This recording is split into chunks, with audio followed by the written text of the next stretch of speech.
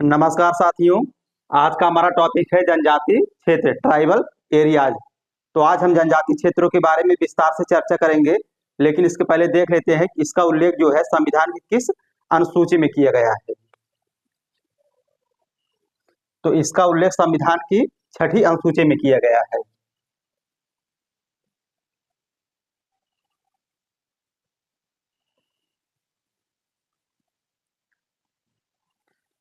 Sixth schedule में।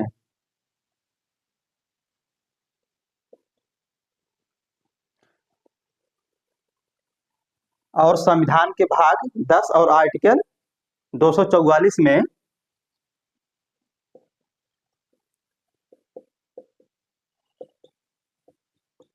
संविधान के भाग 10 और अनुच्छेद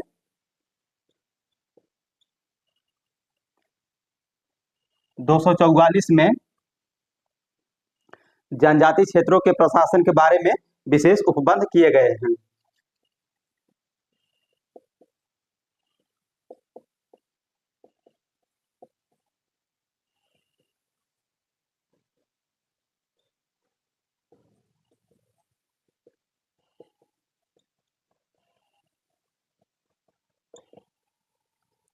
विशेष प्रावधान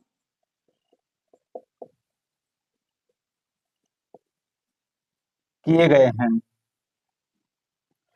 अब हम देख लेते हैं कि जनजाति क्षेत्रों में कौन रहता है। तो जनजाति क्षेत्रों में अनुसूचित जनजातियां रहती हैं। इन क्षेत्रों में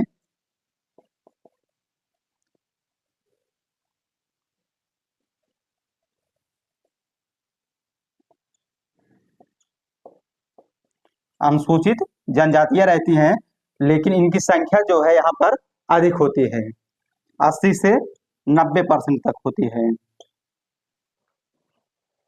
और 6ठी अनुसूची के अंतर्गत भारत के 4 राज्य आते हैं। कौन कौन से? असम, मेघालय,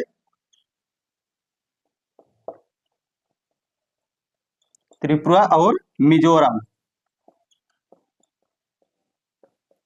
6ठी अनुसूची के अंतर्गत भारत के 4 राज्य असम, मेघालय, त्रिपुरा और मिजोरम के क्षेत्र जो है जनजाति क्षेत्रों के अंतर्गत आते हैं।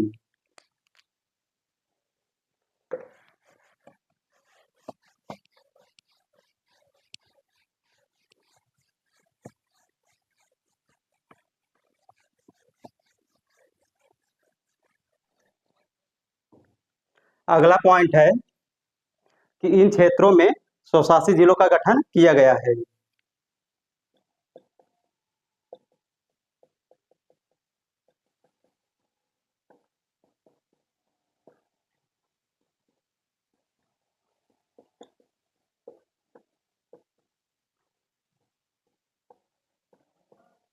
ऑटोनॉमस डिस्ट्रिक्ट्स का गठन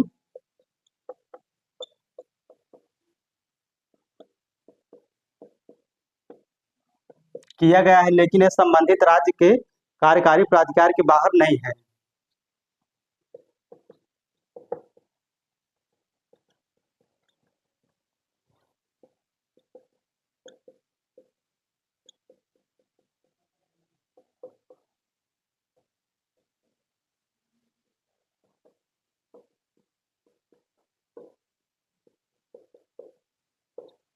अर्थात कार्यकारी प्राधिकार का मतलब राज्य की कार्यपालिका शक्ति का विस्तार इन क्षेत्रों में होता है। और स्वशासी जिलों का गठन कौन करता है? तो इसका गठन राज्यपाल करता है।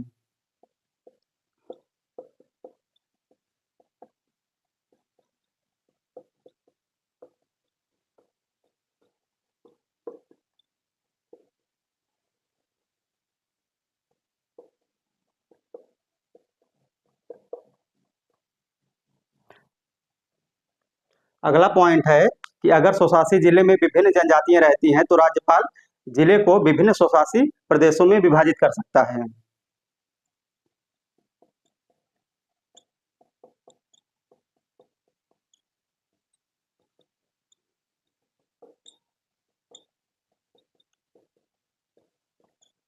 विभिन्न जनजातियां रहती हैं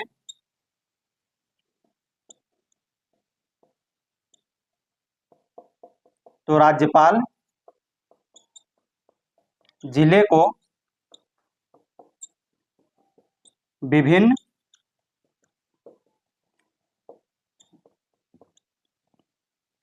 स्वशासी प्रदेशों में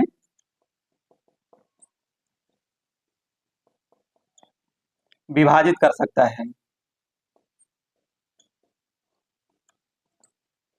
अगला पॉइंट है कि प्रत्येक स्वशासी जिले में एक स्वशासी जिला परिषद होती है।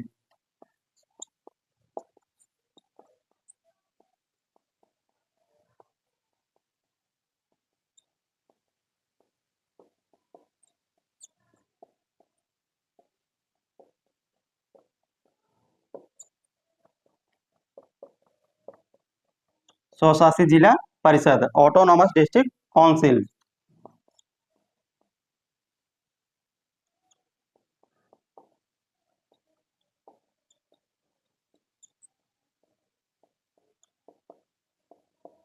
या एडीसी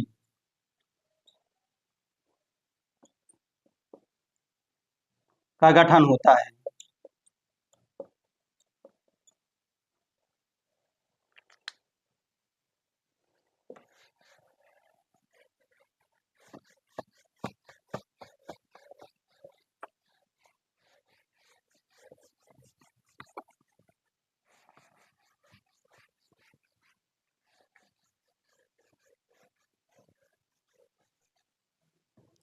और स्वशासी जिला परिषद में कितने सदस्य होते हैं? तो 30 सदस्य होते हैं। परिषद में 30 सदस्य होते हैं, जिसमें से 26 सदस्य निर्वाचित होते हैं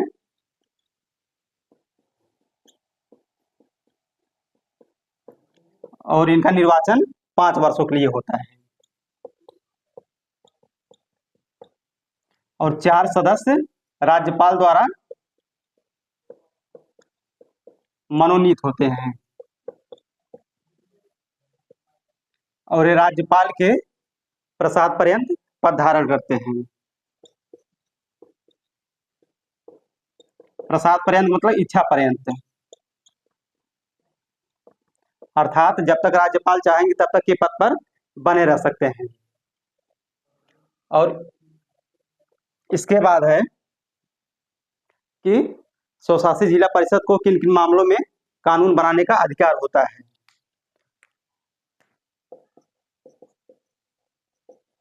विधि बनाने का अधिकार, तो इसमें पहला नंबर है भूमि, वन और नहर।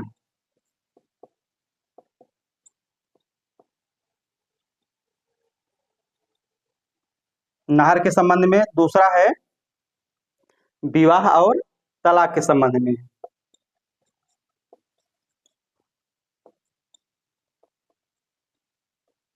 तीसरा है ग्राम प्रशासन, गांव प्रशासन के संबंध में। चौथा है संपत्ति विरासत के संबंध में।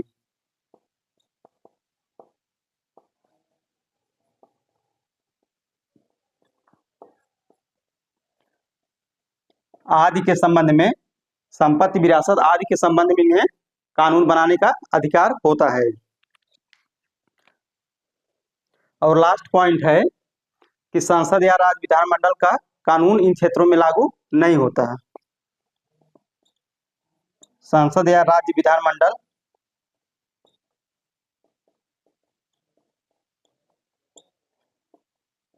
का कानून इन क्षेत्रों में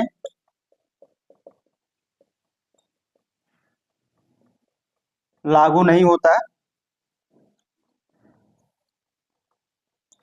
या कुछ परिवर्तन के साथ लागू होता है।